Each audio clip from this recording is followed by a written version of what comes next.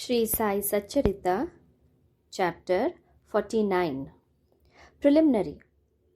When even the Vedas and the Puranas cannot sufficiently praise or describe Brahma or Sadguru, then how can we, ignorant, describe our Sadguru Sri Sai Baba? We think that it is better for us to keep quiet in this matter. In reality, the observance of the vow of silence is the best way of praising the Sadguru. But the divine qualities of Sai Baba make us forget our vow of silence and inspire us to open our mouth. Tasteful dishes lose their taste if there is no company of friends and relatives to partake the dishes with us. But when they join us, the dishes acquire additional flavor. The same is the case with Sai Leelamrit, the nectar in the form of Sai Leelas.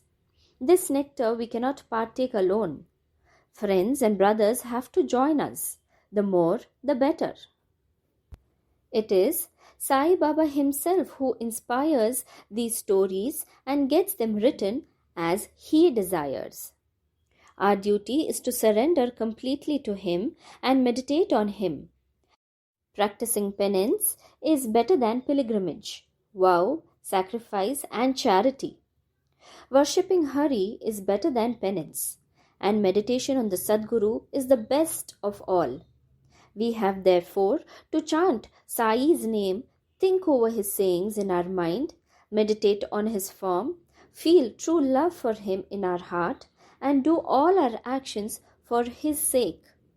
There is no better means than this for snapping the bondage of this sansar. If we do our duty on our part, as stated above, Sai is bound to help us and liberate us. Now we revert to the stories of this chapter. Hari Kanoba. A gentleman of Mumbai named Hari Kanoba heard from his friends and relatives many leelas of Baba.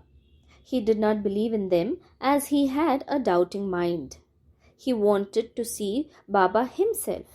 So he came to Shirdi with some Mumbai friends. He wore a lace-bordered turban on his head and a new pair of sandals on his feet. On seeing Baba from a distance, he thought of going to him and prostrating himself before him. He did not know what to do about his new sandals. After going to some corner in the open courtyard, he placed them there and went in the masjid and had Baba's darshan. He made a reverential bow to Baba, took udi and prasad from Baba and returned. When he reached the corner, he found to his utter dismay that his sandals had disappeared. He searched for them in vain and returned to his lodging very much dejected. He bathed, offered worship and naivedya and sat down for meals. But all this while he was thinking about nothing but his sandals. After finishing his meals, he came out to wash his hands, when he saw a Maratha boy coming towards him. He held in his hand a stick, at the end of which was hanging a pair of new sandals. He said to the men who had come out to wash their hands that Baba sent him with this stick in hand, and asked him to go on the streets crying, Hari ka beta, Jari ka beta, and that if anybody claims these sandals, first assure yourself that his name is Hari and that he is the son of Ka, that is Kanoba, and that he wears a lace-bordered turban, and then give them over to him. On hearing this, Hari Kanoba was pleasantly surprised. He went ahead to the boy and claimed the sandals as his own. He said to the boy that his name was Hari and that he was the son of Ka, that is Kanoba, and showed him his lace-bordered turban. The boy was satisfied and returned the sandals to him. Hari Kanoba wondered in his mind that his lace-bordered turban was visible to all and Baba might have seen it.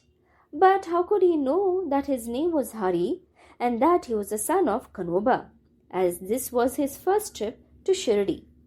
He came there with the sole object of testing Baba and with no other motive. He came to know by this incident that Baba was a great Satpurush. He got what he wanted and returned home well pleased. Somadev Swami. Now, hear the story of another man who came to try Baba. Bhaiji, brother of Kakasaheb Dikshit, was staying at Nagpur. When he had gone to the Himalayas in 1906, he made an acquaintance with one Somadev Swami of Haridwar at Uttarakashi down the Gangotri valley. Both took each other's names in their diaries. 5 years afterwards, later, Swami came to Nagpur and was Bhaiji's guest. There, he was pleased to hear the Leelas of Baba, and a strong desire arose in him to go to Shirdi and see Baba. He got a letter of introduction from Bhaiji and left for Shirdi. After passing Manmad and Kopargaon, he took a tonga and drove to Shirdi. As he came near Shirdi, he saw 2 flags floating high over the masjid in Shirdi.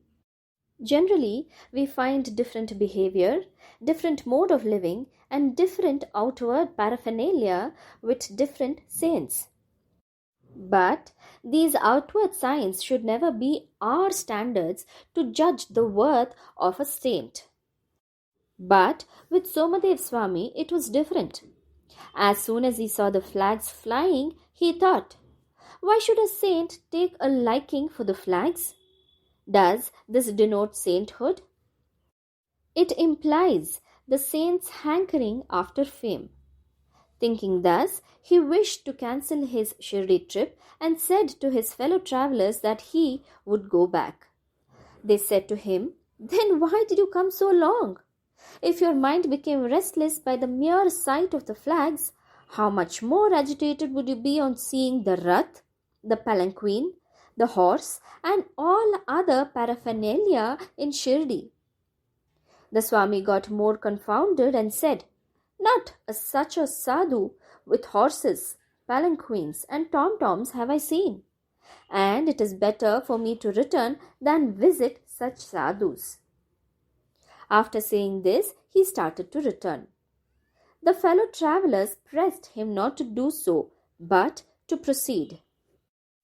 They asked him to stop his inconsistent way of thinking and told him that the sadhu, that is Baba, did not care a bit for the flags and other paraphernalia. It was the people, his devotees, that kept up all this paraphernalia out of love and devotion to him.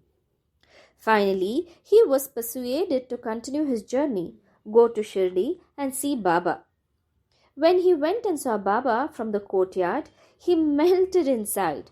His eyes were full of tears, his throat was choked, and all his evil and crooked thoughts vanished. He remembered his Guru saying that is our abode and place of rest where the mind is most pleased and settled.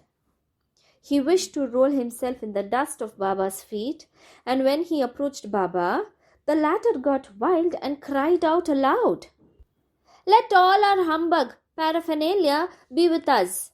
You go back home and beware if you come back to this masjid again. Why take the darshan of one who flies a flag over his masjid? Is this a sign of sainthood? Remain here not a moment. The Swami was taken aback by surprise. He realized that Baba read his heart and spoke it out. How omniscient he was! He knew that he was least intelligent and that Baba was noble and pure.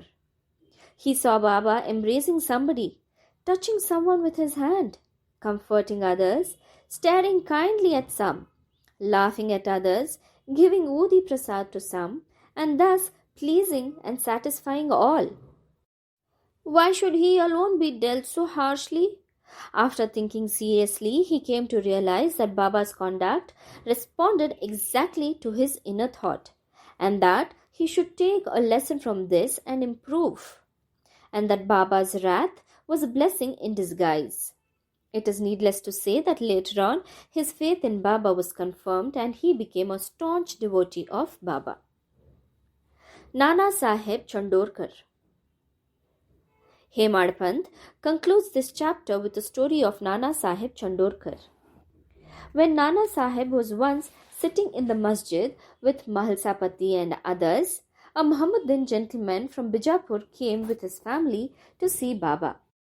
On seeing veiled ladies with him, Nanasaheb wanted to go away, but Baba prevented him from doing so. The ladies came and took the darshan of Baba. When one of the ladies removed her veil in saluting Baba's feet, Nanasaheb, who had a glimpse of her face, was so much smitten by her beauty that he wished to see her face again. By knowing Nana's restlessness of mind, Baba spoke to him after the lady had left the place. Nana, why are you getting agitated in vain? Let the senses do their allotted work or duty. We should not meddle with their work. God had created this beautiful world, and it is our duty to appreciate its beauty. The mind will get steady and calm slowly. When the front door was open, why go by the back one? When the heart is pure, there is no difficulty whatsoever. Why should one be afraid of anyone if there be no evil thought in us? The eyes may do their work. Why should you feel shy and tottering? Shama was there and he could not follow the meaning of what Baba said. So he asked Nana about this on their way home. Nana told him about his restlessness at the sight of the beautiful lady, how Baba knew it and advised him about it. Nana explained Baba's meaning as follows: that our mind is fickle by nature. It should not be allowed to get wild. The senses may get restless. The body, however, should be held in check and not allowed to be impatient. Senses run after objects of desire, but we should not follow them and crave for them.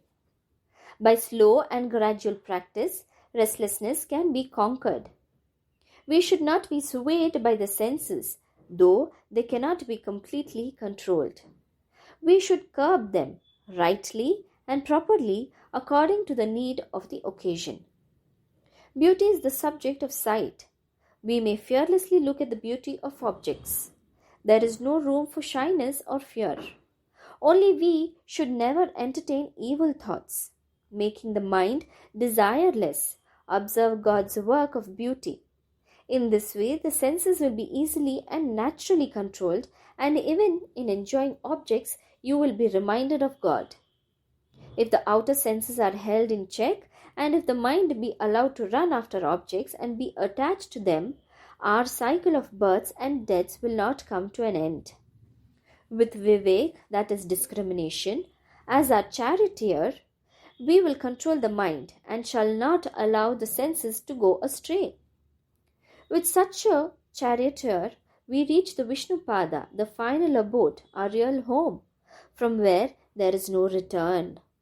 Om Sai Ram.